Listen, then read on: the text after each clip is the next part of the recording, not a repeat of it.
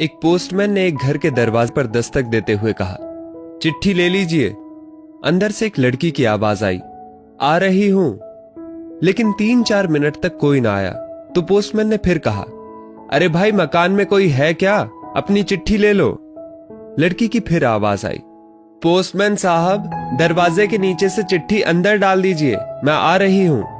Postman ने कहा, नहीं, मैं खड़ा हूं, रजिस्टर्ड चिट्ठी है, पर्ची पर तुम्हारे साइन चाहिए। करीबन 6-7 मिनट बाद दरवाजा खुला। पोस्टमैन इस देरी के लिए झलाया हुआ तो था ही और उस लड़की पर चिल्लाने ही वाला था, लेकिन दरवाजा खुलते ही वो चौंक गया। सामने एक अपाहिज लड़की बैसाखियों के सहारे खड़ी थी। पोस्टमैन चुपचाप पत्र देकर और उसके साइन लेकर चला गया। हफ्ते 2 हफ्ते में जब कभी उस लड़की के लिए डाक आती, पोस्टमैन एक आवाज देता और जब तक वो लड़की ना आती तब तक खड़ा रहता। एक दिन उसने पोस्टमैन को नंगे पांव देखा। दीपावली नजदीक आ रही थी। उसने सोचा, पोस्टमैन को क्या उपहार दूं। एक दिन जब पोस्टमैन डाक देकर चला गया, तब उस लड़की ने जहां मिट्टी पर पोस्टमैन के पांव के निशान बने थे, उन पर कागज रखकर उन पांवों का चित्र उतार लिया।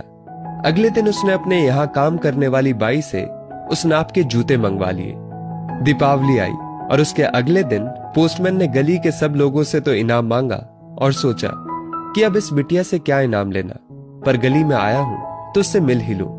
उसने दरवाजा खटखटाया। अंदर से आवाज आई, कौन? पोस्टमैन, उत्तर मिला। लड़की हाथ में एक गिफ्ट पैक लेकर आई और कहा, अंकल, मेरी तरफ से दीपावली पर आपको ये भेंट है। पोस्टमैन ने कहा, तुम तो मेरे लिए बेटी के समान हो, तुमसे मैं गिफ्ट कैसे लूं? लड़की ने आग्रह किया कि मेरे इस गिफ्ट के लिए मना नहीं करें। ठीक है कहते हुए पोस्टमैन ने पैकेट ले लिया। लड़की ने कहा, अंकल, इस पैकेट को घर ले जाकर खोलना। घर जाकर जब उसने पैकेट खोला तो हक्का बक्का रह गया, क्योंकि उसमें एक जोड़ी जूते थे। उसकी आंखें भर आई।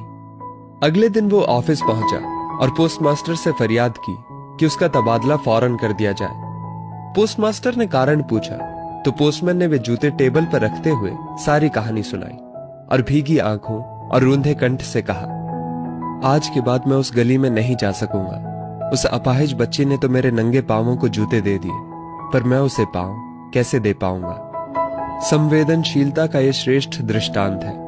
संवेदनशीलता यानी दूसरों के दुख दर्द को समझना, अनुभव करना और उसके दुख दर्द में भागीदारी करना, उसमें शरीक होना। यह ऐसा मानवीय गुण है जिसके बिना इंसान अधूरा है।